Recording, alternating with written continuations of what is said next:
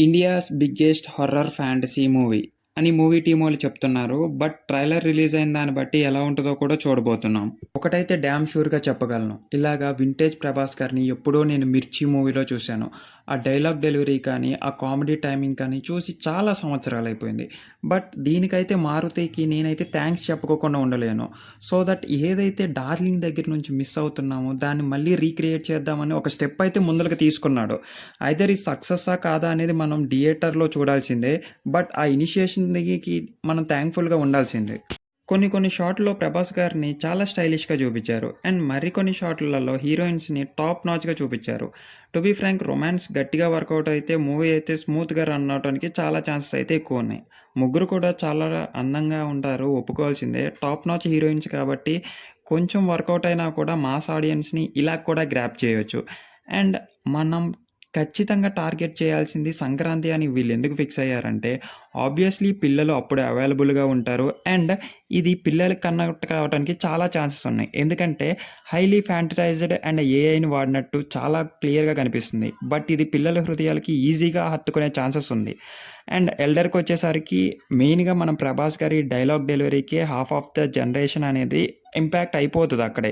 ఎందుకంటే vintage ప్రభాస్ని చూసామన్న impact కోసమే చాలామంది వెళ్తారు. బట్ ఇదంతా కాకుండా మనం ట్రైలర్ని చూసినట్టయితే చాలా అంటే చాలా న్యూసెస్ ఉన్నాయి. ముందుగా అయితే సంజయ్ దత్ గారికి గట్టి క్యారెక్టరే పడినట్టు అనిపిస్తుంది. ఆ విలన్కి ఎలివేషన్ ఇచ్చే ప్లేసెస్ కానీ లేకపోతే ఆ సిచ్యువేషన్లు కానీ వేరే లెవెల్లో ఉంది. సో అతను ఆర్డినరీ డెవిల్ అయితే కాదు.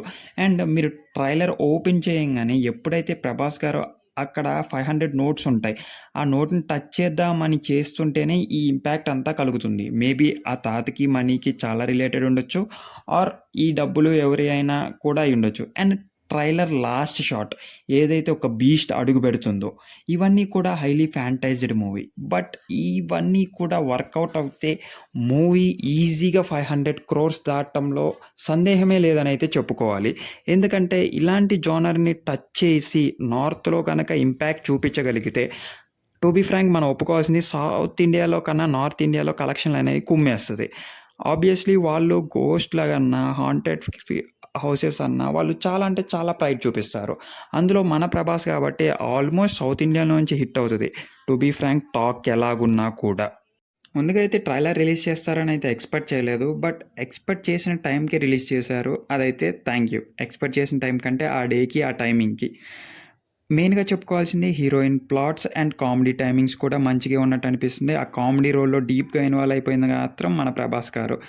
హీరోయిన్స్ కూడా వాళ్ళ పర్ఫార్మెన్స్ని బట్టి, వాళ్ళు ఇచ్చేదాన్ని బట్టి అండ్ వాళ్ళ గ్లామరస్ రోల్ని బట్టి ఆబ్వియస్లీ ఆ టచ్ కూడా ఉంటుంది. ఇన్ఫ్యాక్ట్ ఇది వర్కౌట్ అయినా కూడా చాలా వరకు చాలా అంటే అడ్వాంటేజ్ అవుతుంది. మూవీలో మారుతి గారు అడ్వాంటేజ్ అవ్వటానికి అన్ని సిచ్యువేషన్లో తీసుకొచ్చారని అయితే నేను చెప్తున్నాను. అండ్ విఎఫ్ఎక్స్ పార్ట్కి వస్తే బెటర్మెంట్ చాలా అంటే చాలా బాగుంది. ఆ క్రొకోడైల్ ఫైట్ ఒకటి, లాస్ట్ బీస్ట్ ఫైట్ ఒకటి అండ్ ఎలిఫెంట్ ఎంట్రీ అయితే ఉంది. అదైతే నాకు కొంచెం అటు ఇటుగానే అనిపించింది. బట్ ఆ క్రొకోడైల్ కానీ అండ్ ఆ గోస్ట్ టైమింగ్స్ కానీ నాకు చాలా బాగా నచ్చింది. ఇన్ఫ్యాక్ట్ ఇవన్నీ కూడా వర్కౌట్ అవడానికి చాలా ఛాన్సెస్ అయితే ఉన్నాయి. అండ్ ఈ ట్రైలర్‌లో చాలా హైలైట్ అయిన పార్ట్ ఏంటంటే, ఓల్డ్ ఏజ్‌లో ఉన్న ప్రభాస్ గారిది. ఆ షాట్ చూడంగానే సంజయ్ దత్ తాత ప్రభాస్ ఒంట్లోకొచ్చాడా? లేకపోతే ప్రభాస్ గ్రాండ్‌పానే ప్రభాస్‌ని కాపాడటానికి అలా వచ్చాడా అనేది చాలా కన్‌ఫ్యూజన్‌లో ఉన్నాం. బట్ ఆ లుక్ అయితే చాలా బావుంది. ఇన్‌ఫాక్ట్ నాకైతే ఎందుకో గ్రాండ్‌పాది నెగెటివ్ రోల్ లాగే కనిపిస్తుంది. ఎంట్రీ ఇవ్వంగానే రాక్షసుడని చెప్పేస్తాడు కాబట్టి. మోరోవర్ మూవీ అయితే సక్సెస్ రేషియోకి చాలా అంటే చాలా దగ్గరలో ఉంది. బట్ చాలామంది రివ్యూవర్లు అండ్ రెస్పాన్స్ వీడియో అని నెగిటివ్‌గా ఇస్తున్నాను. అది మనం ఏమీ చెప్పలేము. వాళ్ళ ఒపీనియన్‌ని నేను వదిలేస్తాను. బట్ ప్రభాస్ మీద అంత నెగిటివిటీ పనికిరాదు అనేది నా ఫీలింగ్ ఎప్పుడు. అతన్ని ఎప్పుడు ఇంకొకరికి హార్మ్ చేసినోడు కాదు, ఇంకొక మూవీని డిస్‌రెస్పెక్ట్ చేసినోడు కాదు. ఐదర్ నేను ఒప్పుకుంటా, మీరు మీ ఇష్టం, మీకు ఏమనిపిస్తే అది చెప్పొచ్చు. బట్ అంత నెగిటివిటీ అనేది కరెక్ట్ కాదు. యాజ్ ఎ డార్లింగ్‌ని చూడటానికి చాలామంది వస్తారు. బట్ చూస్తేనే చాలు మూవీ అయితే హిట్ అయిపోతది. అలాంటి టైంలోనే మీరిలా చేయటం అనేది కరెక్ట్ కాదనేది నా సైడ్ నుంచి సహా ఉద్దేశం.